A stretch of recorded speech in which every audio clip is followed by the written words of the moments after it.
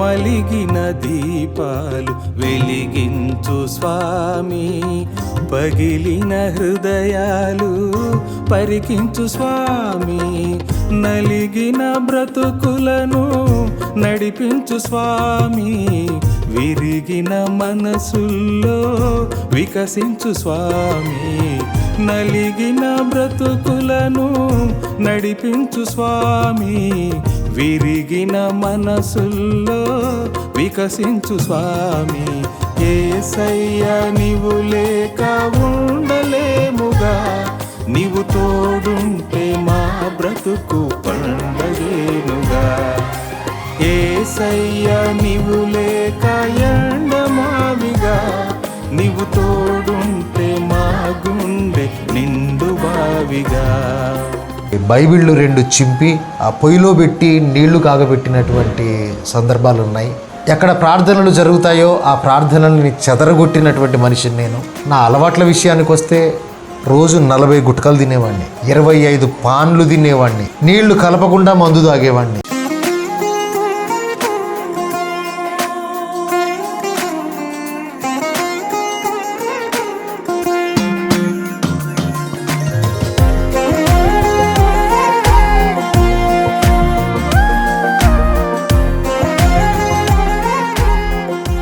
ప్రభువైన యేసుక్రీస్తు నామమునకు మహిమ ఘనత ప్రభావం కలుగునుగాక.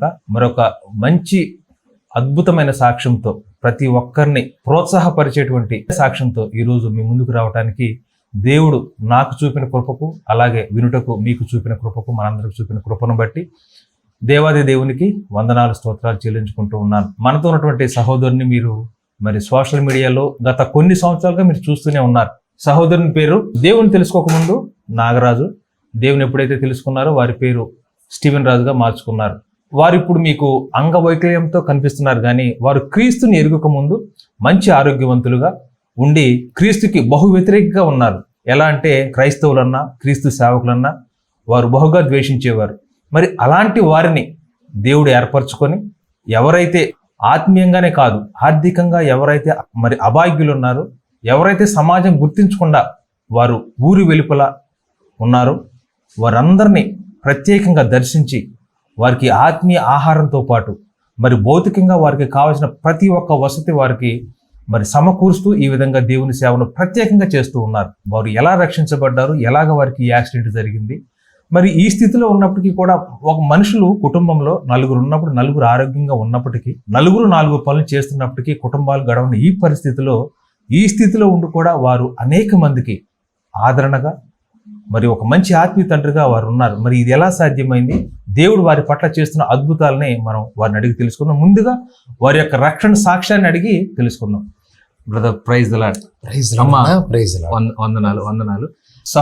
సహోదరుని యొక్క మరి భార్య గారు శాలిని గారు, మీ గురించి నేను సోషల్ మీడియాలో కొన్ని వీడియోస్ చూశాను బ్రదర్, కానీ మీరెవరో నాకు తెలియదు. నిజంగా దేవుడు ఈ వేళ మనకి ఈ గొప్ప అవకాశాన్ని మనకి అనుగ్రహించారు. అయితే క్లుప్తంగా మీ పరిచర్యను, ఈ దేవుడు మీ పట్ల చేసిన అద్భుతాన్ని తెలిపే ముందుగా, మీరు క్రీస్తులోకి రాకముందు ఎలా ఉండేవారు, ఎలా రక్షించబడ్డారు, ఈ పరిస్థితి ఎలా వచ్చింది, ఈ విషయాన్ని మీరు పంచుకోండి. తప్పకుండా. ఆ దేవాది దేవుని నామానికి మహిమ కలుగును గాక.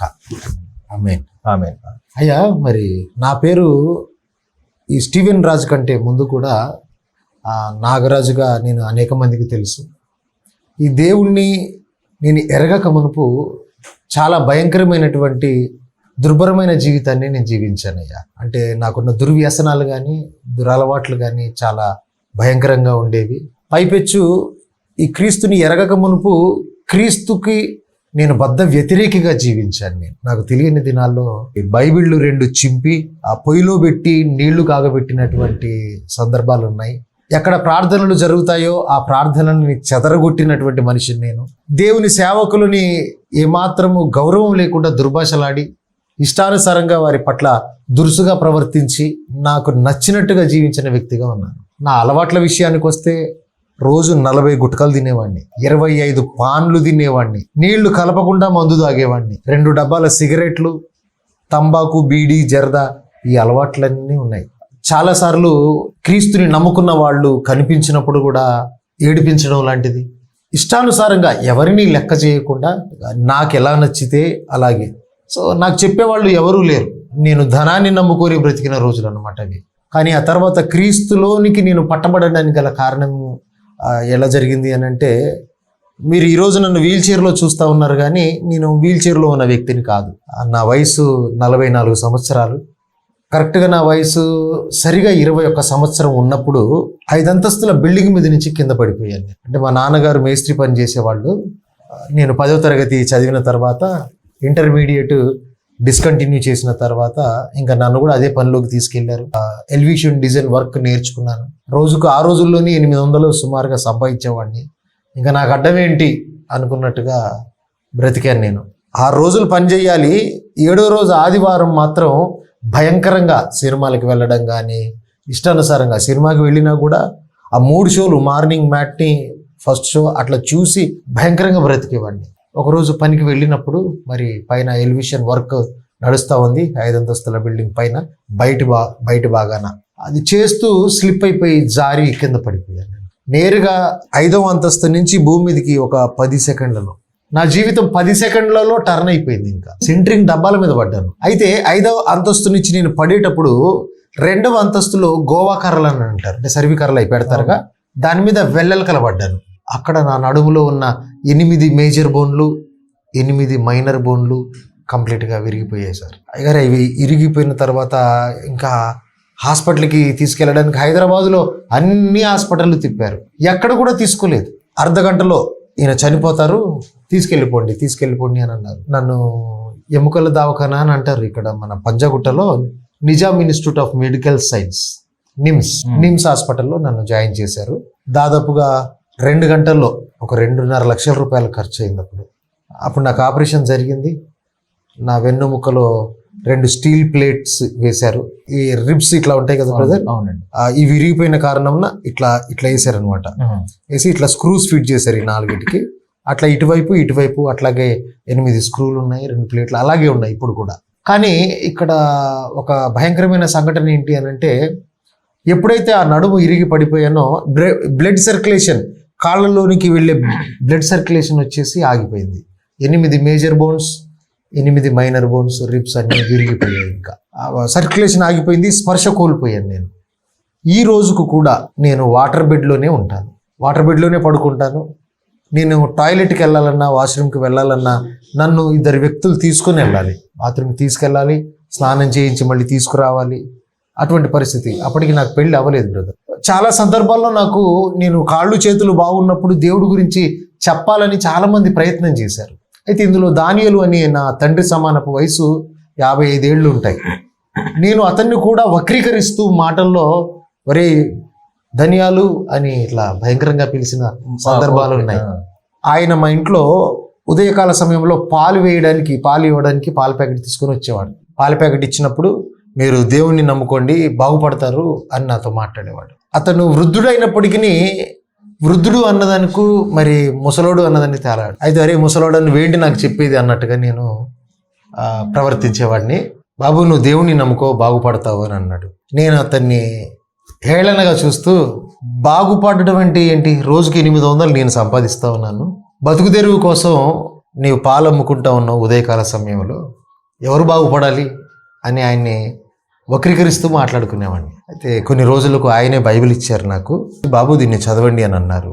అది అంత మనకి పనికిరాదులే అని పక్కకు పారేసాను, ఇంట్లో పక్కకు ఒక మూలకేసాను.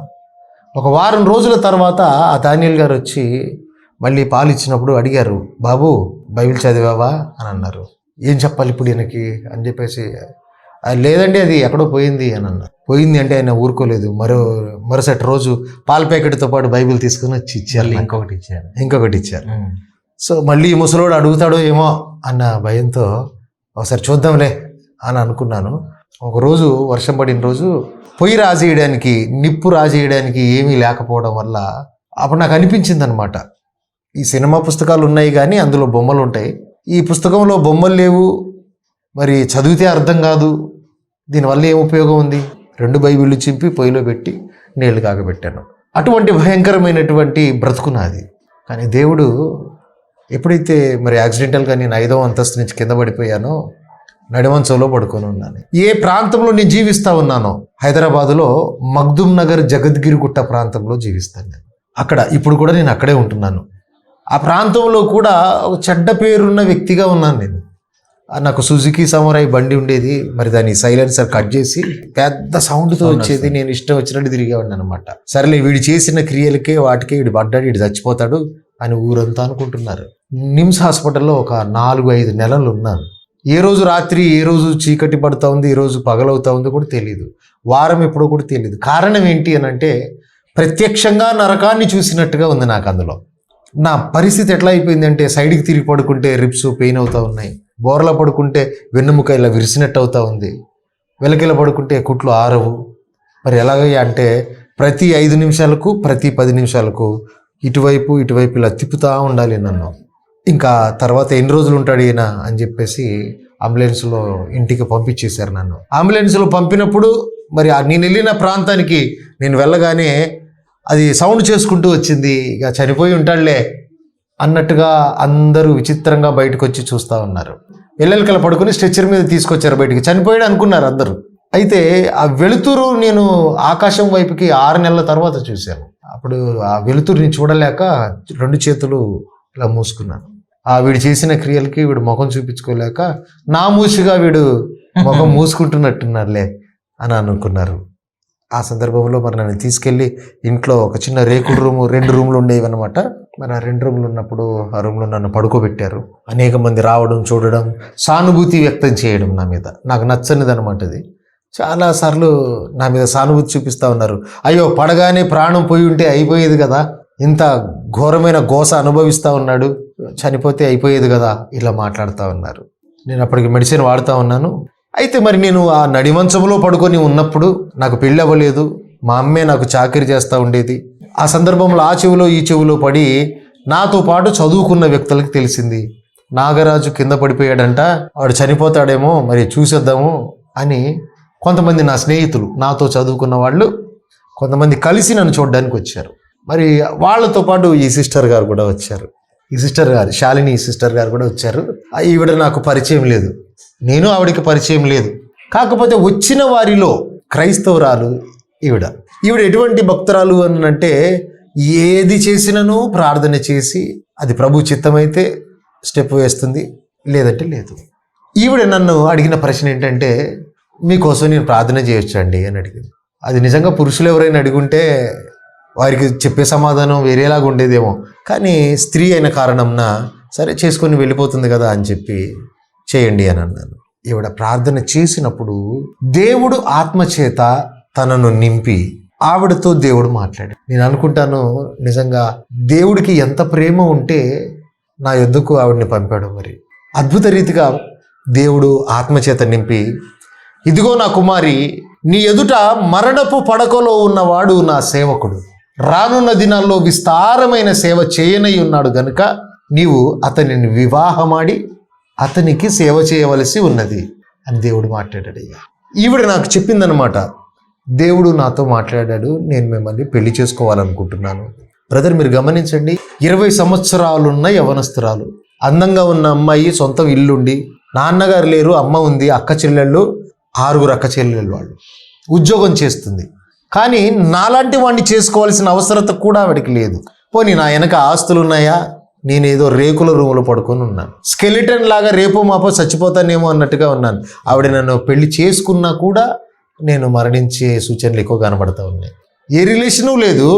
నేను ఎటువంటి మూర్ఖపు అలవాట్లు ఉన్నవాడనని వారింటి చుట్టూ ఉన్న నా స్నేహితులు చెప్పిన వారే. వాళ్ళకి చెప్పినా కూడా ఈ పెళ్లి జరగదు. అయినను ఈవిడ ఇష్టపడి నేను మిమ్మల్ని పెళ్లి చేసుకోవాలనుకుంటున్నాను అన్నది అనంటే, ఈ భక్తిపరురాలు దేవుని మాటకి లోబడింది తప్ప వేరే ఏమీ లేదయ్యా. ఆవిడ నాతో అన్నది, పంచర్లు వేసుకునేవాడిని పెళ్లి చేసుకున్నా కూడా నన్ను సాకుతాడు, కార్ డ్రైవర్ని పెళ్లి చేసుకున్నా సాకుతాడు, నేను మిమ్మల్ని పెళ్లి చేసుకుంటే నేనే మిమ్మల్ని సాకాలి, అయినా కూడా నేను మిమ్మల్ని పెళ్లి చేసుకోవాలి. కారణం ఏంటి అంటే, నా దేవుని మాటని ఎన్నడూ నేను జవదాటలేదు.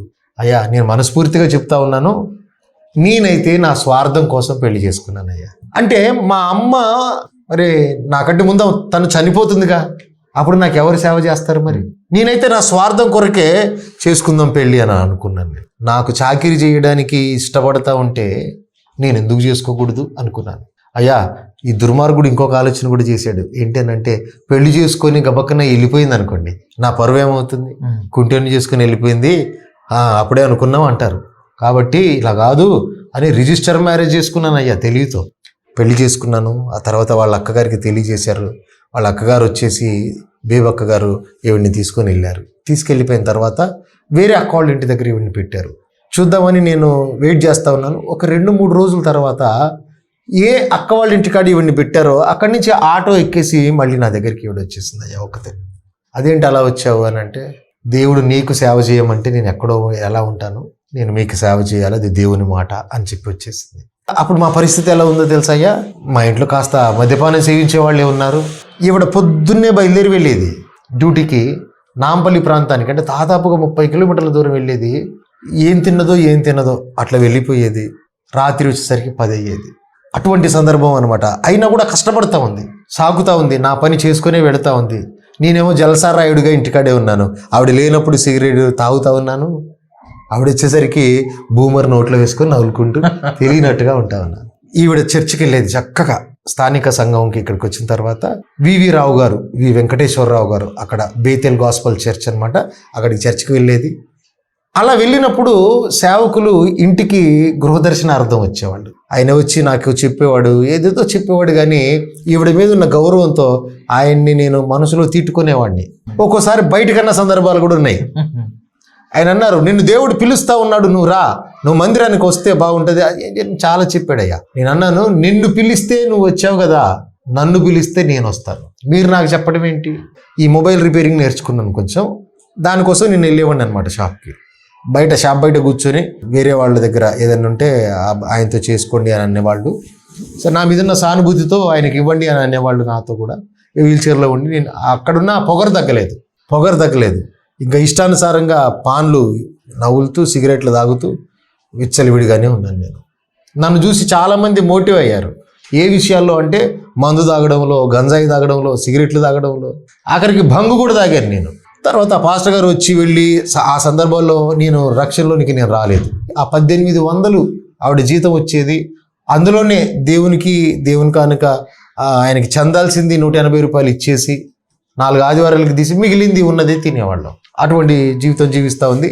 నేను ఒక సందర్భంలో ఈవిడ్ని అడిగాను కూడా, మీరెందుకు నన్ను మందిరానికి రమ్మని అడగట్లేదు? నేను అడగను, దేవుడు మీరు వస్తారని చెప్పాడు కాబట్టి మీరు ఎప్పుడు వస్తారో దాని కొరకు ఎదురు చూస్తాను తప్ప నేను మిమ్మల్ని అడగను అనింది. ఆవిడ కన్నీటితో ప్రార్థన చేసేది రాత్రికాల సమయంలో.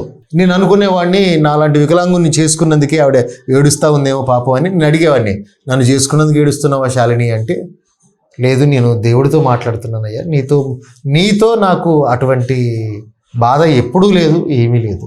దేవుడు మీరు సేవకుడు అన్నారు. ఇంకా ఒక సందర్భం వచ్చిందయ్యా, నేను దేవుడిని నమ్ముకోవాల్సిన సందర్భం. అదేంటంటే, ఈవిడ నేను పడుకున్నటువంటి బెడ్లో, అంటే ఇప్పటికి కూడా 22 సంవత్సరాల నుంచి వాటర్ బెడ్లోనే పడుకుంటున్నాను నేను. ఎందుకు వాటర్ బెడ్లో అనుకుంటారేమో, నాకు సగభాగం నుంచి కిందికి ఏమీ పని చేయదయ్యా, స్పర్శ లేదు నాకు. ఏదైనా గిచ్చినా, ఏదైనా కుట్టినా, తెగినా, రక్తం వచ్చినా తెలియదు. కొన్ని సందర్భాల్లో నేను పడుకొని నిద్రపోయినప్పుడు నా కాళ్ళకి చీమలు పట్టేస్తాయి.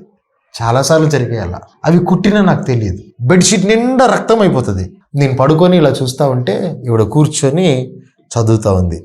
సాధు సుందర్ సింగ్ జీవిత చరిత్ర చదువుతూ ఉంటే నేను చూశాను, ఇదేంటి సాధు సుందర్ సింగ్ అంటే వీళ్ళు సిక్కులు కదా, సిక్కు కదా వీళ్ళు అంటే, అవును అని. సిక్కు కూడా యేసుక్రీస్తుని నమ్ముతారా? అవును, చాలా గొప్ప సేవకుడినా అంటే నేను అన్నాను, నా స్నేహితులు గురుద్వారా దగ్గర చాలామంది ఉన్నారు అమీర్పేటలో, మరి ఎవరు ఇట్లాంటి క్యారెక్టర్లు కాదు, వాళ్ళు చాలా నిష్టగా ఉంటారు వాళ్ళ భక్తిలో, కానీ నేను ఎలా తిరిగినా రౌడీలాగా వాళ్ళు అలాగే తిరుగుతున్న వాళ్ళు ఉన్నారు అని అన్నాను నేను. లేదు, ఈయన మంచి సేవకుడు అంటే, ఇందులో ఏముంటుంది పుస్తకంలో అని, ఆయనకి సంబంధించిన జీవిత చరిత్ర ఉంటుంది అని అన్నారు. నేను అడిగా, చదవచ్చా అని అడిగాను. చదువు పర్వాలేదంటే, అప్పుడు నేను చదవడం ప్రారంభించానయ్యా. కొంచెం చదివితే అందులో ఒక మాట కనబడింది నాకు. సాధు సుందర్ సింగ్ గారు, దేవా నువ్వు నాతో మాట్లాడాలి, లేదంటే నేను ట్రైన్ కింద పడి చనిపోతాను అని ఆయన ప్రార్థన చేస్తూ ఉంటే దేవుడు ఆయనతో మాట్లాడాడంట. ఆయన విరమించుకున్నారు, ఆత్మహత్య ప్రయత్నాన్ని విరమించుకున్నారు, తర్వాత గొప్పగా వాడబడ్డారు. ఈ సందర్భాన్ని చదవగానే నేను దాన్ని అక్కడ చదివి ఆపేశాను. నేను ఏమని అడిగాను, ఈయనతో కూడా మాట్లాడాడు దేవుడు అని. మాట్లాడాడు. ఇక్కడ నాకు ప్రశ్న రేజ్ అయిందయ్యా, ఇదేంటి అక్కడ దానియేలు గారు ఇలాగే అన్నారు, మన పాస్టర్ గారు మన ఇంటికి విజిటింగ్కి వచ్చిన పాస్టర్ గారు అలాగే అన్నారు, నీవు కూడా ప్రభు నీతో మాట్లాడితేనే నన్ను చేసుకున్నాను అన్నావు, ఇప్పుడు ఈయన కూడా దేవుడు మాట్లాడితేనే నడిచాడు అన్నారు. నాలాంటోడితో కూడా మాట్లాడతాడా? మాట్లాడతాడు అని అన్నాడు. మాట్లాడితే నాకు తెలుస్తుంది, మాట్లాడకపోతే ఈవిడ అబద్ధమనైనా తెలుస్తుంది కదా నాకు. అంటే ఎలా మాట్లాడాలో చెప్పమ్మా, నేను మాట్లాడతాను ఎంతో అన్నాను.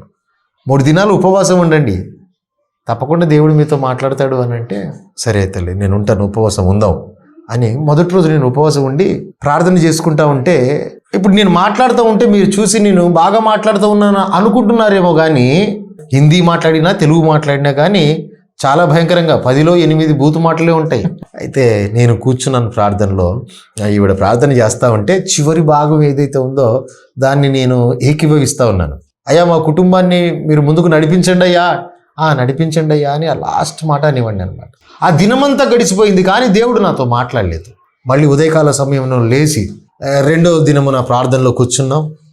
మరి సిస్టర్ గారు మళ్ళీ ప్రార్థన చేయడానికి కూర్చున్నారు. అయితే ఈవిడ ప్రార్థన చేస్తూ ఉంటే నేను ఏకీభవిస్తూ ఉన్నాను. సడన్గా తను భాషల చేత, ఆత్మ చేత నింపబడి భాషల్లో మాట్లాడుతూ ఉంది.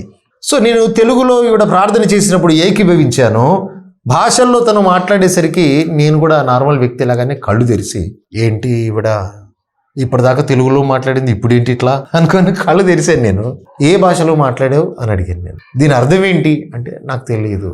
మరి నీకు తెలియదు ఎందుకు మాట్లాడావు నువ్వు అంటే, భాష ఏంటో తెలియదు కానీ నాతో ఆయన ఏం చెప్పాడో తెలుసు నాకు, నాతో ఆయన మాట్లాడిన విధానం తెలుసు నాకు. నేను అన్నాను, మనం ప్రార్థనలో కూర్చుంది నాతో మాట్లాడడానికి, మీరు ఎప్పటి నుంచో మాట్లాడుకుంటున్నారుగా, నాతో మాట్లాడాలి కదా ఆయన అంటే, మాట్లాడతాడు మీరే ఆయన అడగాలి. నేను అన్నా నాకు ప్రార్థన రాదు కదా అంటే, అధ్యాపకురాలు ఒక టీచర్ చెప్పినట్టుగా నాకు ఇవిడ ఒక మాట చెప్పింది, నాకు ఇంకా గుర్తుంది. ఒక చిన్న పాప లేదా చిన్న బాబు తన తల్లితో అర్థం కాకుండా భాష మాట్లాడతాడు, కానీ ఆ భాష తల్లి అర్థం చేసుకొని ఆహారం పెడుతుంది, నీళ్ళు అడిగితే నీళ్ళు ఇస్తుంది. అట్లాగే ఉచ్చిరాని మాటలతో దేవుణ్ణి అడుగుతుంటే, ప్రార్థన చేస్తుంటే ఆయన అర్థం చేసుకుంటాడు, ఏదైనా ఆయన మీకు అనుగ్రహిస్తాడు అని చెప్పింది. మళ్ళీ ప్రార్థనలో కూర్చున్నా. మళ్ళీ ప్రార్థన చేస్తూ ఉంటే నేను మనసులో బాగా ప్రార్థిస్తూ అడుగుతూ ఉన్నాను నాతో మాట్లాడండి ప్రభు అని. తను వెంటనే మరొక మారు ఆత్మచేత నింపబడి భాషల్లో మాట్లాడడం ప్రారంభించగానే నేను మనసులో అనుకుంటున్నాను, ఇది ఎవడికి ఉపయోగం? నువ్వు దేవుడవైతే నాతో మాట్లాడాలి కానీ ఎప్పుడూ ఆవిడతోనే మాట్లాడుకుంటున్నావు, మరి నాకు అర్థం కావాలి కదా, నాకు అర్థం కాని భాషలో ఎందుకు మాట్లాడుతున్నావు అని నేను అనగానే వెంటనే తను భాషలో మాట్లాడుతున్న ఆ మాటల్లో నుంచి దాని అర్థాన్ని తెలుగులో వివరిస్తూ ఆ భాషలో మాట్లాడతాం. దేవుడికి మహిమ కలుగును గాక. ఆ మాట ఏంటి అయ్యా అంటే, ఇదిగో నా ప్రియ కుమారుడా, నీవు వెతుకుతున్న దేవుడను నేనే అని ఈ స్వరాన్ని తన నోట విన్నాను. నేను తన నోట వినగానే మళ్ళీ నేను కళ్ళు తెరిచా. కారణం ఏంటో తెలుసా? ఈవిడేంటి దేవుడు మాట్లాడాలి అని అంటే మళ్ళీ ఈవిడ నోట్లో నుంచి ఈ మాట వస్తూ ఉందేంటి? నన్ను క్రైస్తవుడుగా మారవడానికి ఈవిడేదో ప్లాన్ చేసినట్టుంది. అయితే నేను ఇట్లా ఆలోచన చేశాను. మరి దుర్మార్గుడికి అంతకంటే ఆలోచన, మూర్ఖుడికి అర్థం చేసుకున్నటువంటి వాడికి ఇంతకంటే ఆలోచన రాదు కదయ్యా. ఇదిగో నీవు వెతుకుతున్న దేవుడను నేనే, నిన్ను ఏర్పరచుకుని ఉన్నాను, అనేక జనము ఎదుట నిన్ను సాక్షిగా నేను నిలబెట్టనున్నాను అని ఆ స్వరాన్ని భాషలో మాట్లాడుతూ తదుపరి దాని అర్థాన్ని తెలుగులో తెలియజేస్తాను. నా మనస్సులో నన్ను మార్చడానికి ఇలా చేస్తూ ఉందా ఏంటి అనుకున్నాను. కానీ ఇక్కడ విచిత్రం ఏంటి అని అంటే, ఈవిడ ఆ భాషలో మాట్లాడి తెలుగులో మాట్లాడుతూ ఉంటే నా మనసులో నేను అనుకుంటున్నాను, నువ్వు దేవుడువా, అయితే నేను నమ్మాలా నిన్ను అని నేను మనస్సులో అనుకుంటుంటే సమాధానం ఈవిడ బయటికి చెప్తా ఉందయ్యా. అవును నా కుమారుడా, నీవు నమ్మవలసి ఉన్నది, నీవు వెతుకుతున్న దేవుడను నేనే అనగానే టక్కున నా మైండ్లో ఇదేంది, నేను బయటికి మాట్లాడలేదుగా, నేను అనుకున్న తోడని వెంటనే మళ్ళీ ఒక మాట ఆవిడ నోటి నుంచి వినబడతానే ఉంది. ఇదిగో నా కుమారుడా, నీ నాలుకకి ఆ మాట రాకమునిపే నేను ఎరిగి ఉన్నాను. నిజంగా నాకు భయం వేసింది. భయపడకుము నా కుమారుడా అంటా ఉంది. ఇంకా భయం వేస్తూ ఉంది. నేను ఆశ్చర్యపడుతూ ఉంటే ఆశ్చర్యపడకుము నా కుమారుడా అని అంటా ఉంటే ఇంకా నేను ఒక్కసారిగా ఇదేంటి, అసలు ఏం జరుగుతూ ఉంది ఇక్కడ, ఎవరికి తెలియదు కదా, నాలో ఉన్న విషయం అనుకుంటున్నాను. అప్పటికి నేను నమ్మలేదయ్యా. ఆ ప్రార్థన అయిపోయిన తర్వాత నేను ఆవిడని అడిగాను, ఈ భాషలేంటి, మరి ఈ మాటలేంటి అని అంటే బైబిల్ని తెరిచి చూపించింది. ఇది నేరుగా దేవుడితో మాట్లాడడం. ఈ భాషలో ఇది ఎవరైతే ఆత్మతో సత్యంతో ప్రార్థన చేస్తారో వాళ్ళతో దేవుడు మాట్లాడతాడు. వెరీ నెక్స్ట్ డే 3వ రోజు అర్జెంటుగా తను డ్యూటీకి వెళ్ళాల్సిన పరిస్థితి ఏర్పడింది. తను నేను వెళ్తాను అని చెప్పింది. మరి నేను ఎలా అంటే, మీరు ప్రార్థన చేసుకోండి, ఈ బైబిల్ని చదువుకోండి. నాకు అప్పుడు ఒక ఆలోచన వచ్చింది. మరి నిన్న నా భార్యతో మాట్లాడావు కదా, మరి ఈరోజు నేను ఒక్కడనే ఉన్నానుగా. మరి ఈరోజు గనక మీరు దేవుడని నిరూపించుకుంటే, మీరు దేవుడైతే గనక ఈరోజు నిరూపించుకోండి, నేను నా జీవితకాలం నేను బానిసలాగా ఊడిగం చేస్తాను. నేను మీకు ప్రార్థన చేసుకుందాం అని అనుకుంటున్నాను. కూర్చున్నాను, బైబిల్ అలా తెరిచి బైబిల్కే ఇట్లా చూస్తూ ఉన్నాను. నా కళ్ళలో నుంచి కన్నీరు ఇట్లా టక రాలి పుస్తకం మీద పడతా ఉంది. ఆ క్షణమున మా సందులో మేమున్న వీధిలో మరియమ్మ గారు ఒక ఆవిడ ఉండేవారు. ఆవిడ మా ఇంటికి వచ్చి ఒక తాళం చెవి ఇచ్చి, నేనున్న ఆ రూమ్లో, ఆ రేకుల రూమ్లో ఒక శీలకి తగిలించి, కొడుకు డ్యూటీ నుంచి వస్తా తాళం ఇవ్వండి, నేను ఊరికి వెళ్తున్నానని చెప్పేసి తను వెళ్ళిపోయింది. తను వెళ్ళిపోయిన అర్ధ గంటకు ఈ మూర్ఖుడు ఇంకొక ఆలోచన చేశాడు. ఏంటంటే, దేవుడు నన్ను పరీక్షించడం కాదు, నేను దేవుడిని పరీక్షించే ప్రయత్నంలోనే ఉన్నాను. నువ్వు దేవుడు అయితే అర్ధ గంట కింద ఒక ఆవిడ వెళ్ళింది కదా ఇక్కడి నుంచి, ఒక 5 నిమిషాల్లో వెనక్కి తీసుకొని రా చూస్తా, అప్పుడు నువ్వే దేవుడివి అని నేను విశ్వసిస్తా. ఇది జరిగితే గనక నేను నా జీవిత కాలము బానిసలాగా ఉడిగం చేస్తాను మీ దగ్గర. కానీ విచిత్రం ఏంటంటే, ఆయన ప్రణాళికలో ఆవిడ వెళ్ళి బస్ స్టాప్లో కూర్చుని అలాగే ఉంది. ఆ బస్సు రాలేదు, ఆవిడ ఎక్కలేదు. మరి ఎందుకు రిటర్న్ వచ్చిందో పక్కన 2 నిమిషాల్లోనే వెనక్కి వచ్చేసింది అయ్యా. నేను మా అమ్మకి చెప్పాను, ఎవరిని లోపలికి రానియద్దు అని. ఆవిడ కొట్లాడి మా అమ్మకి చెప్పి మరి ఆ దేవుడు నన్ను వెళ్ళమంటున్నాడు. వినడానికి కొంతమందికి హాస్యాస్పదంగా ఉండొచ్చు, కానీ చాలా వరకు దేవుడు ఇలాగే అందరితో మాట్లాడతాడు బ్రదర్. ఆవిడ వచ్చింది, లోనికి వచ్చింది, మోకరిల్లింది. నేను ఏడ్చుకుంటూ నేను గట్టిగా ప్రార్థన చేస్తా ఉన్నా. నాకు తెలుస్తుంది ఎందుకు ఏడుస్తున్నానో తెలియట్లేదు, కానీ ఆవిడ లోనికి వచ్చి మోకరించింది. వెంటనే దేవుడు, నాకేమీ తెలియదు కానీ ఆయన ఆత్మచేత నన్ను నింపి అందులో నుంచి కొన్ని ప్రవచనాలు మాట్లాడిచ్చాడు. ఆ మాటలు నేను ఆవిడకి బోధించడం, అవి విని ఆవిడ ఇంటికి వెళ్ళడం జరిగింది. ఇంకా నేను అలాగే ప్రార్థనలో ఉన్నాను. సాయంత్రకాలానికి మా అమ్మ వచ్చి చెప్తా ఉంది, నేను ఎంత ఆపినా ఆగలేదు ఆవిడ, ఆయనకే దేవుడా నాకు కాదా అని ఇట్లా చెప్పి లోపలికి వచ్చేసింది. అంటే నేను ఒకసారి పిలువమ్మా అంటే పిలిస్తే ఆవిడతో మాట్లాడాను. అమ్మా నీకు వచ్చారా మీరు అంటే, వచ్చాను, మీరు నాకు ఈ గలతీ పత్రికలో నుంచి కొన్ని విషయాలు నాకు తెలియజేశారయ్యా అని అంటే, అదేంటమ్మా గలతీ పత్రిక అంటే ఏంటి, ఈ బైబిల్లో ఏ ఉంటుంది అంటే, ఎక్కడ ఉంటుందమ్మా ఒకసారి చూపించండి అని ఇచ్చాను. ఆవిడ తెరిచి ఈ విషయాలు చెప్పారయ్యా అంటే, అది చదువుదాము అని అంటే కనుక నాకు నోరు తిరగట్లా. అది ఆత్మకార్యము, ఆత్మీయ స్థితిలో ఉన్నవాడికి అర్థమవుతుంది ఈ విషయం. సో నాకు అది నోరు తిరగట్లేదు, ఆ భాష. కన్నీరు వచ్చింది. వెంటనే నా మనసు అంతా కరిగిపోయింది. ఇదేంటి, నేను ఏది అనుకుంటున్నానో అది అలా జరుగుతుంది.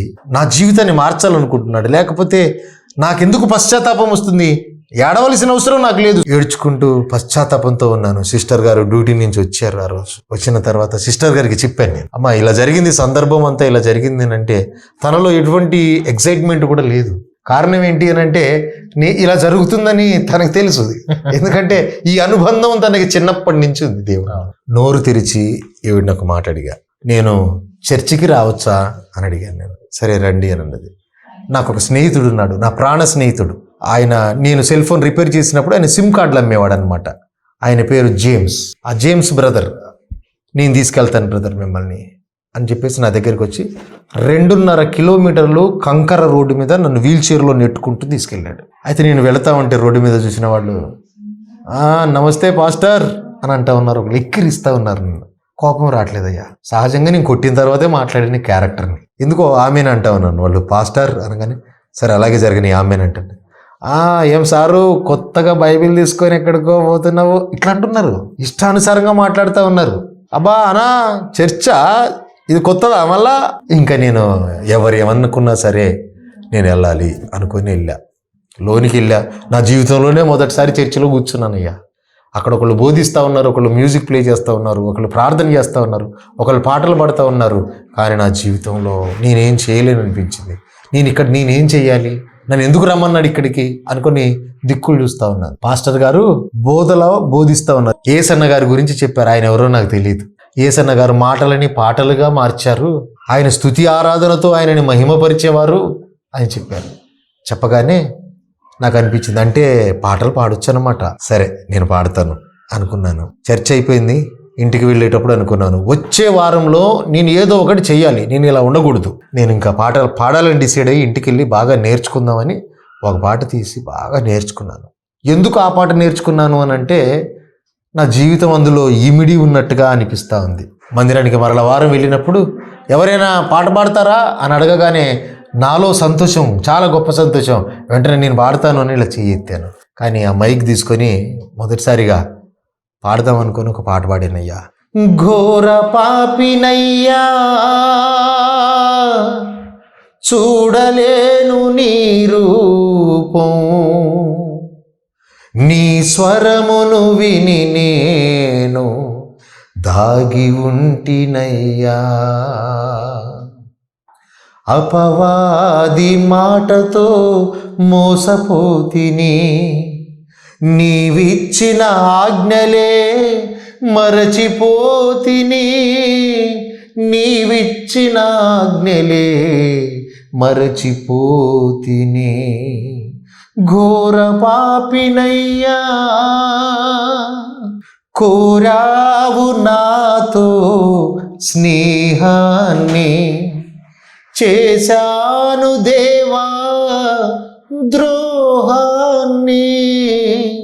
అంటే నేను విచ్చలవిడిగా ద్రోహం చేస్తా ఉన్నా, నాకు మేలు చేద్దామంటే నేను కీడు చేస్తా ఉన్నా. కోరావు నాతో స్నేహాన్ని, చేశాను దేవా ద్రోహాన్ని.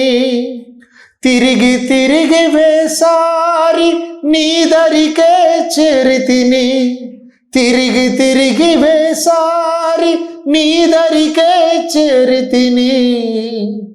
ఆదరించి నన్ను దరి చేర్చుమా, ఆదరించి నన్ను దరి చేర్చుమా.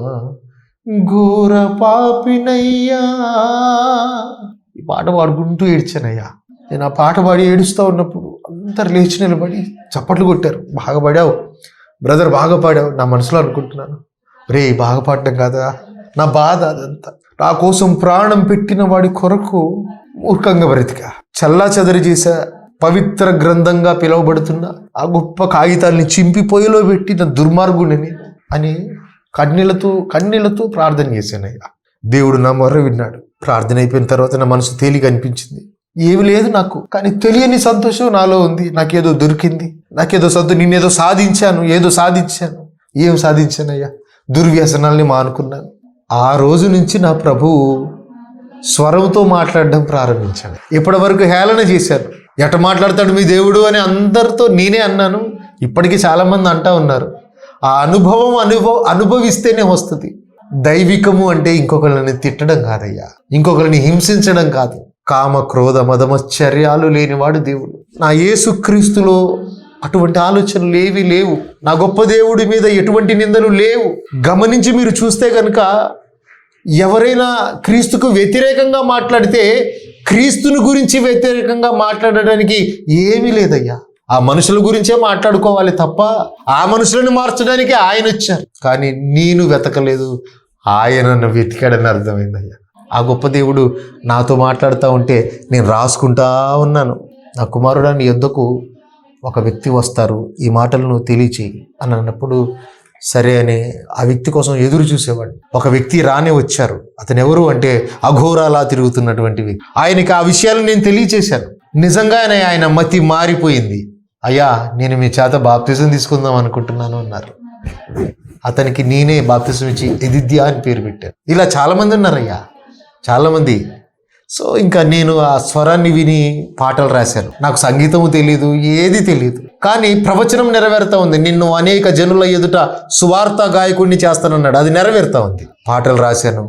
ఎవరో వచ్చారు, మీ స్వరం బాగుంటుంది బ్రదర్, పాటలు చేద్దాం అని పాటలు చేశారు. ఈ జేమ్స్ బ్రదర్ అని చెప్పాను కదా, నా స్నేహితుడు కష్టపడి ఆల్బమ్ చేశాడయ్యా నాతో. ఇంకా బైబిల్ని చదవడం నాకు ఎలా మారిపోయిందంటే ఒక వ్యసనం లాగా మారిపోయింది. ఎంత పిచ్చోళ్ళలాగా అయ్యానంటే 4 రోజుల్లో కొత్త నిబంధనని మొత్తం చదివేసుకున్నాను.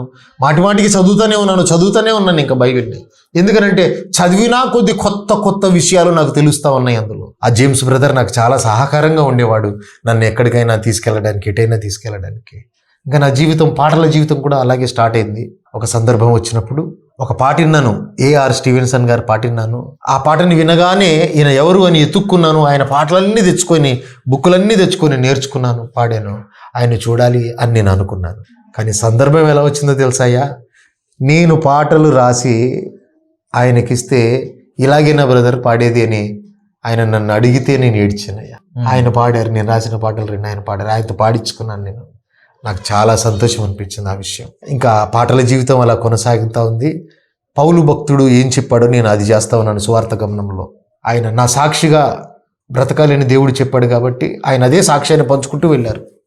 ఈ రోజుల్లో 4 మాటలు 4 పాటలు తెలిస్తే వాళ్ళు బోధకులు అయిపోతున్నారు, సేవకులు అయిపోతున్నారు. ప్రార్థన చేస్తూ ఉంటే ప్రభువు చెప్పాడు, నీవు నా సేవకుడు, నువ్వు సేవ చేయవలసి ఉన్నది, నువ్వు నా సాక్షిగా నిలబడతావు అని అంటే సిస్టర్ని తీసుకొని నేను అనేక సంఘాల్లో ప్రకటిస్తూ ఉంటే ప్రభు అలా నేను 3 సంవత్సరాల పాటు నేను సువార్థికుడిగా అంటే నా సాక్షిగా నేను వెళ్తూ ఉన్నాను.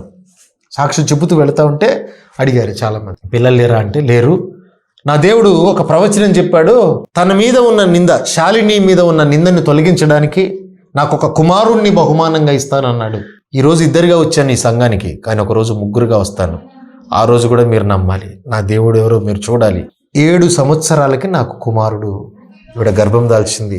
మేము ఫిక్స్ అయిపోయాం, ఎప్పుడైతే కుమారుడిని ఇస్తాడు అని అన్నాడో సాక్ష్యం కోసమే పుడతాడు కాబట్టి వాడి పేరు సాక్షిత్ అని పెట్టాలి, జాయ్ అని పెట్టాలి అని మేము ఫిక్స్ అయిపోయాం. కుమారుడిని ఇచ్చాడు అన్నట్టుగానే అక్కడ కూడా అద్భుతమేనయ్యా. హాస్పిటల్లో తనుంది. జనవరి 2వ తారీఖున వాడు పుట్టాడు. 1వ తారీఖున నేను చర్చికి వెళ్ళి వాగ్దానం తీసుకున్నాను. ఆ వాగ్దానం మీద ఏమనిందో తెలుసయ్యా, ధనమునకు ఆజ్ఞ ఇచ్చి నీ వద్దకు పంపెదను అని రాసి. ఆ తర్వాత దాన్ని చేత పట్టుకున్నాను. 2వ తారీఖు హాస్పిటల్కి వచ్చాను. ఆ 2-3 రోజుల్లో డిశ్చార్జ్ చేశారు.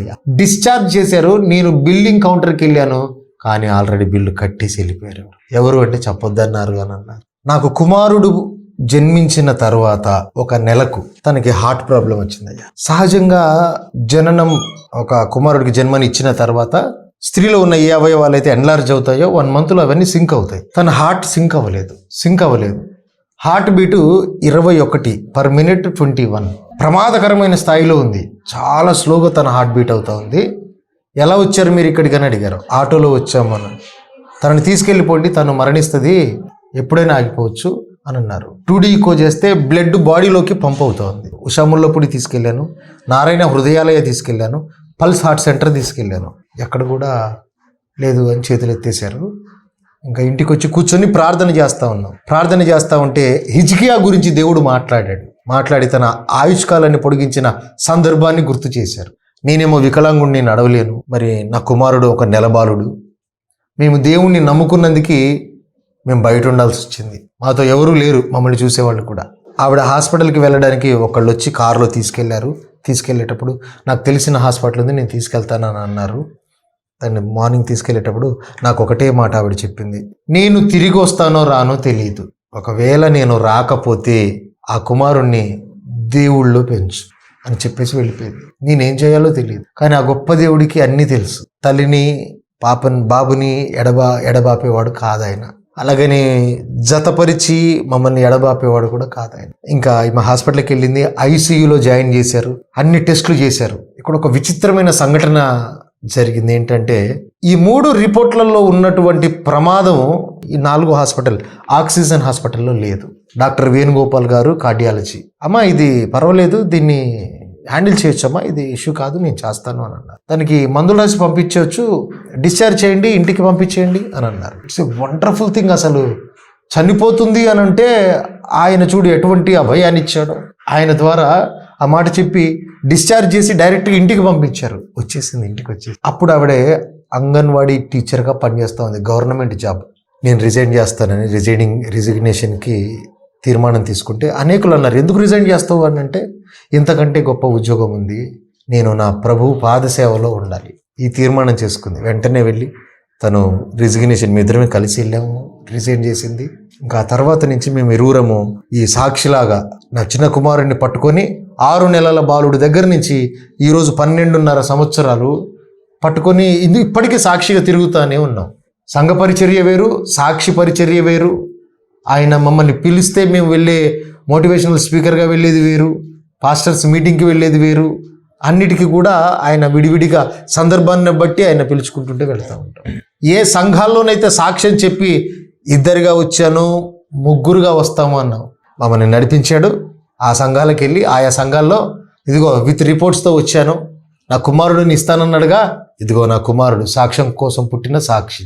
చాలామంది విశ్వసించారు, చాలామంది బాప్తిసాలు తీసుకున్నారు, చాలా నమ్ముకున్నారు. ఎందుకంటే ఇది యథార్థమైనది, కళ్ళబొల్లి మాటలు కాదు, కథలు కాదు, యథార్థ సంఘటనలు కళ్ళెదురుగా జరుగుతున్నటువంటి సంఘటనలు. ఆ ఒక సందర్భంలో ఆటోలో వెళుతున్నప్పుడు నా కుమారుడు వాష్రూమ్ కోసం ఆపమంటే ఆపితే వాడు అటు వెళ్ళగా నేను ఇట్లా చూస్తూ ఉన్నాను. ఒక చెత్త కుప్పలో నుంచి ఒక వృద్ధురాలు చెత్తలో నుంచి తినుకుంటూ ఒక చిన్న బాబుకు తినిపిస్తూ ఉంది అందులో నుంచి. ఆ సందర్భం చూసి నా మనసు అంతా కఠినంగా ఉన్నవాడిని, కానీ ప్రభువులోకి వచ్చాక అదేంటి ఆ సందర్భము అన్నట్టు చూసి నాకు కన్నీరు వచ్చిందయ్యా. నేను అడిగా, ప్రభువా భూమి దాని నివాసులందరూ యెహోవా వారే, మరి వాళ్ళేంటి ప్రభు అలా ఉన్నారు, వాళ్ళకి దేవుడు వద్దా అని అంటే, నా ప్రియ కుమారుడా అటువంటి విరిగి నలిగిన హృదయముల కొరకే నిన్ను ఏర్పాటు చేసుకున్నాను అని మాట్లాడారు. దేవుడికి మహిమ కలుగును గాక. తీర్మానం చేసుకున్నాను అయ్యా, నేను తీర్మానం చేసుకున్నాను, ఇక మీదట నేను అటువంటి హృదయాల మధ్యలోనే నేను పని చేయాలి. నేను మతాన్ని ప్రకటించేవాడిని కాదు. అందుకే సాక్షిగా నేను ఎవరిని విమర్శించను, ఎవరి గురించి మాట్లాడను. నా దేవుడు నా జీవితంలో మాత్రమే ఏం చేశాడో, నా భార్య జీవితంలో ఏం చేశాడో, ఆవిడ నిందని ఎలా తొలగించాడో, ఈ అనామకుడిని, ఈ పగిలిపోయిన కుండను అందరూ పారేసినా కానీ నా దేవుడు విడిచిపెట్టలేదు నన్ను. ఆయన కూర్చుండబెట్టుకొని ఆ పగిలిన పెంకులను అతికించి తనకి ఇష్టమైనట్టుగా నన్ను శ్రేష్టంగా ఆయన తయారు చేసుకున్నాడు. ఇంకా నేను విరిగి నలిగిన హృదయాల మధ్యన సేవ చేయాలి అన్నప్పుడు నా పరిచర్య అంతా కూడా అయ్యా, ఈరోజు నాకు అప్పచెప్పిన పరిచర్య నేను చేస్తున్నటువంటిది కుష్టి రోగుల మధ్య వారి పుండ్లు కడిగి కట్లు కట్టి కుష్టి రోగుల మధ్యన సేవ చేస్తూ ఉంటాం. క్యాన్సర్ పిల్లల మధ్యన సేవ చేస్తూ ఉంటాం. వాళ్ళ తల్లిదండ్రులు భయంకరంగా ఇబ్బంది పడుతూ ఉంటారు, శ్రమగుండా నడుస్తూ ఉంటారు. వాళ్ళు మొత్తం సంపూర్తిగా దేవుళ్ళని దూషిస్తూ నడిచే క్యారెక్టర్లు అనమాట. ఇంకా ఎందుకు ఇచ్చాడు, ఎందుకు తీసుకుంటున్నాడు, ఈయన ఏం జరుగుతుంది అనే సందర్భాలు ఉంటాయి.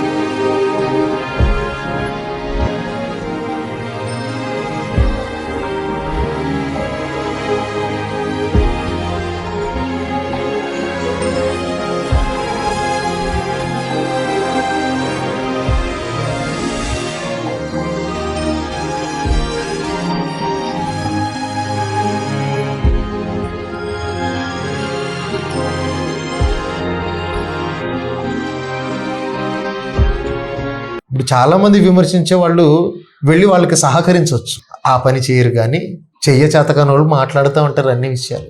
ఈ సందర్భాన్ని చూసినప్పుడు ఇంకా నేను వాళ్ళకి రక్తం సప్లై చేయాలని అనేక మందిని కాంటాక్ట్ అయ్యి వాళ్ళకి, అంటే వాళ్ళ క్యాన్సర్ వాళ్ళకి మాటికి రక్తం ఎక్కించాలి, వాళ్ళ మెడికేషన్కి సంబంధించి సహాయం చేస్తూ, వాళ్ళ కుటుంబాలకు సహకరిస్తూ, వాళ్ళకి ప్రార్థనలు చేస్తూ, వాళ్ళు బాగు కొరకే వాళ్ళకి ప్రార్థనలు చేస్తూ, కుష్టి రోగుల మధ్యన, క్యాన్సర్ వాళ్ళ మధ్యన, జంగాల మధ్యన, అడుక్కునే బెగ్గర్స్ మధ్యలో, చిలక జోషాలు చెప్పుకునేటువంటి వారి మధ్యలో, గంగిరెద్దులాడించే వాళ్ళ మధ్యలో, కోయ ప్రాంతాలు, ట్రైబల్ ఏరియాస్, ఏజెన్సీ ఏరియాలు, బోయవాళ్ళు, ఎక్కడెక్కడో భయంకరమైనటువంటి జీవితాలు జీవిస్తున్న వారి మధ్యలో మేము ఇరువురం సేవ చేస్తూ ఉంటాం. అంటే సేవ చేయించుకోవడం కాదు, సేవ చేయడం. నేను విత్తనాన్ని వేసి వచ్చిన తర్వాత అది ఎప్పటికైనా మొలుస్తుంది. నేను చూసినా నేను చూడకపోయినా అది మొలుస్తుంది. ఇంకా మా పరిచర్య అంతా కూడా ఇటువంటి మార్గాల గుండానే వెళుతూ ఉంటుంది. దేవుడు కృపను బట్టి జగద్గిరి గుట్ట ప్రాంతంలో హోలీ టెంపుల్ మినిస్ట్రీ అని ఒక సంఘం స్థాపించబడింది. సూరారం ప్రాంతంలో ఒక చిన్న చర్చ్ అక్కడ కూడా స్థాపితమైంది. ఉదయం ఇక్కడ, సాయంత్రం అక్కడ నడుస్తూ ఉంటుంది. సోమవారం నుంచి మొదలుకొని మిగతా రోజులన్నీ ఇంకా ప్రాంతాలు తిరుగుతూ ఉన్నాం. చాలా దూర ప్రాంతాలు, 1000-1500 2000 కిలోమీటర్ల పాటు మేము వెళ్తూ ఉంటాం. ఎందుకంటే వెతుక్కుంటూ ఎవరికైతే దేవుడు తెలియలేదో, ఎవరైతే బాధల్లో ఉన్నారో, శ్రమల్లో ఉన్నారో అందులో నుంచి వారిని బయటికి తీసుకురావడం కొరకు, ఈ అడుక్కుంటున్న వారిని పిల్లల్ని స్కూల్లో జాయిన్ చేసి చదివించడం కానీ, అడుక్కుంటున్న వాళ్ళకి చేతి పనిని ఏదైనా కనపరచడం, వాళ్ళకి చూపించడం, వాళ్ళు దాన్ని చేసుకునే వాళ్ళు బాగుండడం కానీ, ఇట్లా గుడిసెల్లో ఉన్న వారికి, ఆహారం లేని వారికి ఆహారాన్ని మనం సప్లై చేయడం కానీ, ఈ కుష్టి రోగులకి కావలసిన ఆహారం ధాన్యాలు కానీ, మరి ఆ ఎంసీఆర్ చెప్పులు వాడతారు వాళ్ళు, వాళ్ళకి స్పర్శ ఉండదుగా, అట్లా వికలాంగులకు సంబంధించి వాళ్ళకి సహాయం చేయడం కానీ ఇవన్నీ జరుగుతూ ఉన్నాయి అయ్యా ప్రభు కృపను బట్టి. సో చాలామంది అనుకుంటారు బయట దేశాల నుంచి వీళ్ళకి డబ్బులు వస్తూ ఉన్నాయేమో, అందుకే వీళ్ళు బాగా ఇట్లా చేస్తూ ఉంటారు. నాకు సంతోషం అనిపిస్తుంది ఆ మాట. ఎందుకంటారా అంటే బయట దేశం నుంచి డబ్బులు పంపిస్తే చేసి అంత విస్తారంగా నేను చేస్తున్నానా? వారు నన్ను ఒకవేళ అలా అనుకున్నా కూడా ప్రభు నిమిత్తము నా పరలోకంలో నా ఫలం అధికమే అవుతుంది. నాకు ఎవరి మీద కోపం లేదు, ఎవరి మీద కక్షలు లేవు. నాకు నేను ఆయనని ప్రకటిస్తూ నేను వెళ్తూ ఉంటాను. అనేక ప్రాంతాలు అయ్యాయి, ఇక్కడ అక్కడ అని కాదు, ఎంత దూరం ఉన్నా సరే నేను వెళ్తాను. బైబిల్ పంచే విషయంలో కానీ నాకు వేరే ఆశ ఏది లేదయ్యా. ఇరువురం కలిసి తుది శ్వాస విడుచు వరకు నిస్వార్థంగా నీతిగా మనం సేవ చేయాలి. ఇన్ కేస్ ప్రభు నన్ను ముందుగా పిలుచుకుంటే నేను చేస్తున్న సేవలన్నీ మీరు చేయాలి. ఒకవేళ ప్రభు మిమ్మల్ని పిలుచుకుంటే మీరు చేసే సేవలన్నీ నేను చేస్తాను. ఈ తీర్మానంతోనే మేము చేసుకుంటూ వెళ్ళిపోతా ఉన్నాం. ఎక్కడ ఆగిపోకుండా, ఇటు నడవచేత కానీ ఎక్కడ పనికి రాదు అనుకున్న ఈ పాత్ర, నడిమంచంలో పడుకొని రేపో మాపో చనిపోతుంది అనుకున్న ఈ పాత్ర ఈ రీతిగా వాడబడుతుందంటే మీకు ఒక సందర్భం గుర్తు చేస్తాను. సిస్టర్ నన్ను పెళ్లి చేసుకున్నప్పుడు ఈ పాత్ర ఇలా లేదయ్యా. ఒక దుర్మార్గుడు, వ్యసనక్రాంతుడు, ఇష్టానుసారమైన దుర్భర జీవి ఏ నమ్మకంతో తను చేసుకుందంటే దేవుడు ఆవిడకి మాట చెప్పాడు కాబట్టి చేసుకుంది. మరి మాట ఇచ్చిన దేవుడు ఈరోజు ఆవిడికి చెప్పినట్టుగానే నెరవేర్చుకున్నాడా, మోసం చేశాడా? దేవుడు వెక్కిరింపబడ్డాడయ్యా. నువ్వు నమ్మితే నా మహిమను చూస్తావన్నాడు. ఈరోజు మేము సంతోషంగా దేవుళ్ళు ముందుకు కొనసాగుతూ ఉన్నాం. బాబుకు 12 సంవత్సరాలు, వాడు దేవుళ్ళు వాడబడుతూ మాతో పాటు సేవలో నడుస్తూ ఉన్నాడు, చదువుకుంటా ఉన్నాడు. ఒక పాపని అడాప్ట్ చేసుకున్నాం మేము. ఆ శ్రేష్టమైన బహుమానాన్ని దేవుడు ప్రభు సన్నిధానంలో ఒక సజీవమైనటువంటి కానుకని ఇవ్వాలి అని ఒక చిన్న 6 రోజులు 6 days పాపని తీసుకొచ్చి గల్లా పెట్టే దగ్గర పెట్టారు మాకు. ఆ పాపను తీసుకొని శ్రేష్టమైన బహుమానాన్ని దేవుడు ఇచ్చాడు అనుకొని మా బాబుతో ఆ సంఘంలోని అందరి సమక్షంలో కలిసి శ్రేష్ఠ అని పేరు పెట్టి ఆవిడని పెంచుతూ ఉన్నాం. మా జీవితంలో చాలా ఆశలు ఉన్నాయి అయ్యా. నా ప్రాణ స్నేహితుడు అని చెప్పాను కదా, జేమ్స్, కలిసి మేము ఒక ఆలోచన చేశాం. ప్రభు ఒక గొప్ప ఆలోచన ఇచ్చాడయ్యా. అదేంటనంటే మనకి ఆరోగ్యాలు బాగోలేకపోతే అయ్యగారు మా కోసం ప్రార్థన చేయండి అంటే వాళ్ళు ఉపవాసం ఉండి ప్రార్థన చేస్తూ ఉన్నారు. మరి అయ్యగారికి బాగాలేకపోతున్నాయ్యా. ఇన్ని రోజులు నీవు ఒక సమరయుడిలాగా పనిచేసావు కాబట్టి మనము సమరిటన్స్ ఆఫ్ హోలీ టెంపుల్ అని ఒకటి స్టార్ట్ చేద్దాం. ఇది సేవకులకు దీని ద్వారా సహాయం అందాలి. సేవకులైన వారికి మెడికల్ కార్డ్స్ లాంటివి చేసిద్దాము. వారికి ఏదైనా ప్రమాదాలు, ఆరోగ్యాలు బాగలేక ఏదైనా జరిగినప్పుడు వారికి సహకరించే వాళ్ళు ఎవరుండరు. నమ్మకమైన సేవకులు అడవుల్లో ఉంటున్న వారు చాలామంది ఉన్నారు. అటువంటి వారికి మనం సహాయం చేయడానికి ఇదొకటి మనం స్టార్ట్ చేసుకుందాము అని చెప్పేసి కూడా తీర్మానం తీసుకున్నాం. దేవుని కృపను బట్టి రీసెంట్గానే మొన్ననే స్టార్ట్ చేసాము. ప్రభు మరి మాకు అనుగ్రహించి మమ్మల్ని ఆయన నడిపించుకుంటే గనక అనేక మంది సేవకులకు నిస్వార్థంగా చెప్పాను కదయ్యా. మా మోటో ఏంటి అని అంటే సాయంత్రం లోపు మా దగ్గర ఏ రూపాయి ఉన్నా కూడా 0 బ్యాలెన్స్లోకి వచ్చేయాలి. తెల్లవారితే బ్రతికి ఉంటే ప్రభు మీద ఆనుకొని సేవ చేయాలి. ప్రభునందు నిద్రిస్తే దేవుడికి స్తోత్రం. ఫర్ ఎగ్జాంపుల్ మీరు అయ్యా ఈ 5,000 సేవలో వాడండి అంటే డ్యామ్ షూర్ మీరు 5,000 కాదు 5 లక్షలు ఇచ్చినా 5 కోట్లు ఇచ్చినా సాయంత్రం కల్లా దాన్ని ఎలా వాడాలో అలా వాడేస్తాను. ధనము మీద ఆశ లేదు. సో నా దగ్గర ఏ రూపాయి ఏది పెట్టుకోను. ఇప్పటికీ కూడా నేను ఉండేటువంటి ఇల్లు కూడా 36 గజాల్లో ఉన్నటువంటి చిన్న రూమ్. ఎందుకు అనంటే కళ్ళు మూసుకున్నప్పుడు కనిపించినటువంటి ఇల్లు ఇంతున్నా అంతున్నా నా కొరకు కడుతున్న ఇల్లు అక్కడ ఉంది. నేను ఆ ఇంటి కోసమే బ్రతకాలని ఆశపడతా ఉన్నాను. ఇప్పుడు క్రీస్తుని చూడాలి అని అంటే ఎక్కడ చూస్తారయ్యా? మనలోనే చూడు, మన క్యారెక్టర్లో చూడాలి. ముందు చూడండి, తాగుబోతువాడు, తిరుగుబోతువాడు, ఇష్టానుసారంగా జీవించిన వాడు. కానీ ఈరోజు కుష్ఠవ్యాధులు పుండ్లు గడుగుతూ క్యాన్సర్ వాళ్ళకి సహాయం చేస్తూ, గుడిసెల్లో ఉండి వాళ్ళతో పాటు కలిసి వాళ్ళ అవసరాలను తీర్చుకుంటా, అడుక్కునే వాళ్ళకు ఒక దారి చూపించుకుంటూ ఇన్ని నడుస్తా ఉన్నాము అని అంటే ఆ నాగరాజు చనిపోయాడు. ఆ విషకూరలతో ఉన్నటువంటి ఆ రాజు లేడు, ఇంకా చనిపోయాడు. కేవలం స్టెఫెను, క్రీస్తు కొరకు మరణానికైనా సిద్ధంగా ఉన్న ఆ స్టీవెన్ రాజు మాత్రమే బ్రతుకున్నాడు మాలో. మా జీవితంలో ఇంకా మేము మా పెళ్ళయి ఇప్పటికీ 20 సంవత్సరాలు అయింది. 20 సంవత్సరాల్లో కూడా ఒక మారు మీ ఇద్దరం కొట్టుకోలేదు, తిట్టుకోలేదు, ఏ పంచాయతీ లేదు. కారణం ఏంటి అని అంటే ఇది మా ఇష్టాలతో, ప్రేమలతో జరిగినటువంటి వివాహం కాదు. ఇక్కడ ఒక అనేకులకున్న ప్రశ్నార్థకమైన ఒక ప్రశ్న ఉంది, అది ఇంకా చెప్పట్లేదని అనుకుంటారో ఏమో. అదేంటి అని అంటే, ఇన్ని చేయడానికి మీకు ధనం ఎక్కడి నుంచి వస్తుంది, మరి డబ్బులు ఎక్కడి అని అంటారు. అయ్యా, మీలాంటి స్నేహితులు నాకు చాలా మంది ఉన్నారు. అందరూ ఈ భూమి మీద ఎవరైతే నాకు పరిచయస్తులు, నాతో ఉన్న వాళ్ళు ఉన్నారో వీళ్ళందరూ నిస్వార్థంగా, నీతిగా సహకరిస్తారయ్యా. సో ఇంకా మనమైతే మండుతున్నటువంటి అగ్నిలో నుంచి బయటకు వచ్చాం, ఇంకా మగ్గుతున్నవారు, మండుతున్నవారు ఉన్నారు చాలా మంది. సో వాళ్ళందరికీ కూడా మేము సహకారంగా ఉన్నట్టుగా మా తుది శ్వాస విడిచే వరకు కూడా నీతిని, న్యాయాన్ని తప్పకుండా దేవుళ్ళలో నీతిగా నడిచేలాగా అందరూ ప్రార్థన చేయండి. నేను నా వీడియోలు మీరు చూసినప్పుడు నాతో పిల్లలు ఉంటారు, మీరు చూసారా లేదా? చాలా చిన్నప్పటి నుంచి ఉన్నారు నా దగ్గర. అరుణ్, అభిషేక్, భాను, ఉదయ్, భాస్కర్, వీళ్ళందరూ చాలామంది ఉన్నారు నా దగ్గర. ఉన్నోళ్ళందరూ కూడా ఇప్పుడు చూడండి, అరే మతాలు మారుస్తున్నావా అని నన్ను అంటారు, కానీ నా దగ్గర ఉన్నోళ్ళందరూ కూడా గంజాయి, హెరైన్, కొకైన్కి అలవాటు పడ్డవాళ్ళు, మందుకి, కళ్ళుకి బానిసలైపోయిన వాళ్ళు, గుట్కాలకి బానిసలైపోయిన వారు, విభిచారంతో పట్టబడిన వారు, భయంకరంగా ఇటుక బట్టీల దగ్గర పట్టబడిన వారు, అసలు చాలా భయంకరమైన దుస్థితిలో ఉన్నవారు, చేతబడి క్రియలు చేస్తూ వెళుతున్న వారు, ఇటువంటి వారు చాలామంది ఉన్నారు. అందరూ మనసులు మార్చుకొని చక్కగా భార్య పిల్లల్ని చూసుకుంటూ ఇప్పుడు చక్కగా నడుస్తారు. సో అందరూ కూడా మా టీం కోసం ప్రార్థన చేయండి. చూస్తున్నటువంటి వీక్షకులు, ఈ సాక్ష్యాన్ని వింటున్నటువంటి ప్రియ సహోదరి సహోదరులు, సేవలో బలంగా మేము ముందుకు కొనసాగినట్టుగా మా ఆరోగ్యాల కోసం మీరు ప్రార్థన చేయండి. తప్పకుండా ఈ మాటలని దేవుడు దీవించునుగాక. ఈ సాక్ష్యాన్ని దేవుడు ఆశీర్వదించి అనేకులకు ఈ సాక్ష్యం కనువిప్పుగా ఉన్నట్టుగా చేయునుగాక. చాలా సంతోషం. దేవుడు మీ కుటుంబాన్ని నిండుగా దీవించి ఆశీర్వదించునుగాక. ఆమేన్. ఆమేన్. గాడ్ బ్లెస్ యు అన్న. ఆమేన్. ఆమేన్. అందరికీ వందనాలు కదండి. విన్నారు కదా స్టీవెన్ రాజు గారి యొక్క సాక్ష్యాన్ని మీరు విన్నారు. మనకు చూడటానికి నడవలేని, కదలలేని మరొక మనిషి తోడుగా ఉంటే కానీ కదలలేని పరిస్థితిలో ఉన్నటువంటి బ్రదర్ చేత దేవుడు ఎంత విస్తారమైన సేవ చేయిస్తున్నారో మీరు చూస్తూనే ఉన్నారు. అంటే కేవలం మాటలతో మాత్రమే కాదు, ఎక్కడైతే ప్రజలు విలువేయబడ్డారు, ఎక్కడైతే ప్రజలు అణగారిపోయి ఉన్నారు, ఎక్కడైతే ప్రజలు మరి ఊరికి దూరంగా ఉన్నారో వారి మధ్యకి వెళ్ళి వారికి సేవలు చేస్తూ ఆత్మీయ ఆహారంతో పాటు ఈ భౌతికమైన ఆహారాన్ని కూడా వారికి పెడుతూ ఉన్నారు. మరి వీరు మతాన్ని మారుస్తున్నారా, మనుషులను మారుస్తున్నారా? మీరే ఆలోచించండి. బ్రదర్ యొక్క పరిచర్య కొరకు మీరందరూ ప్రార్థించాలని నేను ఆశపడుతూ ఉన్నాను. మరి చూస్తున్న మీరందరూ కూడా ఈ సాక్ష్యాన్ని అనేక మందికి ప్రోత్సాహకరంగా ఉండేందుకు అనేక మందికి మీరు షేర్ చేయాలని నేను ఆశపడుతూ ఉన్నాను. Praise the lord. Praise the lord.